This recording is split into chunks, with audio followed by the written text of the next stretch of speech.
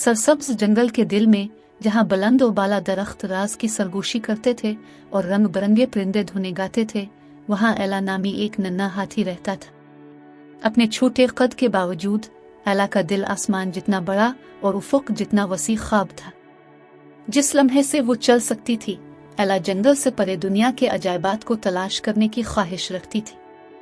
लेकिन इसके खानदान ने अपनी अक्लमंद आंखों और नरम दिल से इसे इन खतरात से खबरदार किया जो उनके घर की हिफाजत से बाहर है। इनकी एहतियाती कहानियों से बेखौफ एला की मुहिम जोई की रूह रोशन हो गई। हर रात वो टिमटिमाती सितारों को देखती और दरियाफ्त होने के इंतजार में दूर दराज जमीनों के ख्वाब देखती। एक दिन जंगल के किनारे के करीब खेलते हुए एला अंगूर की बेलों के नीचे छुपे एक फटे हुए नक्शे से ठोकर खा गई। जैसे ही इसने कदीम पारिचमिनट को लहराया, उसकी आंखें जोशो खरूश से फैल गई। नक्शे के अंदर छुपे राजों से पर्दा उठाने के लिए पुरज़्म एला एक जुर्रतमंदाना मुहिम जोई के लिए निकली। इसका छोटा सा तने अज़्म के साथ ऊंचा था।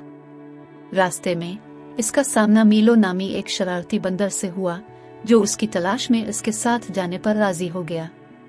एला और मीलो ने मिलकर घने जंगलों, बेवकूफ दरियाओं और बुलंद और बाला पहाड़ों का मुकाबला किया। उनकी रूहें आगे आने वाले चैलेंजों से बेखौफ थी। रास्ते में उनका सामना बहुत से रंगीन किरदारों से हुआ। एक अक्लमंद बूढ़ा कछुआ, ऊँटों का एक चंचल टोला और एक शानदार शेर जो जंगल को बड़े फख्र से देखता था। जैसे जैसे वो नामालूम की गहराइयों में सफर कर रहे थे, एला की हिम्मत और अज़्म ने अपने आसपास के लोगों को मुतासिर किया और उसके रास्ते को उबूर करने वाले तमाम लोगों की इज्जत और तारीफ हासिल की।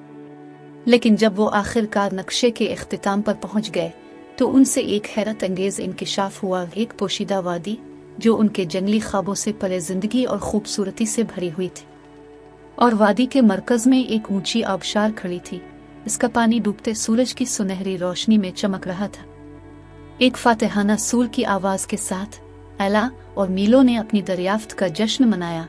उनके दिल खुशी और हैरत से भर गए, क्योंकि इस लम्हे में वो जान गए थे कि हकीकी मुहिम जोई मंजिल में नहीं बल्कि सफर में है। और जब वो आबशार के किनारे खड़े थे, इनके सामने दुनिया के वसी और अरीज हिस्से को देख रहे थे, एला को मालूम था कि इसके ख्वाब आखिरकार पूरे हो गए।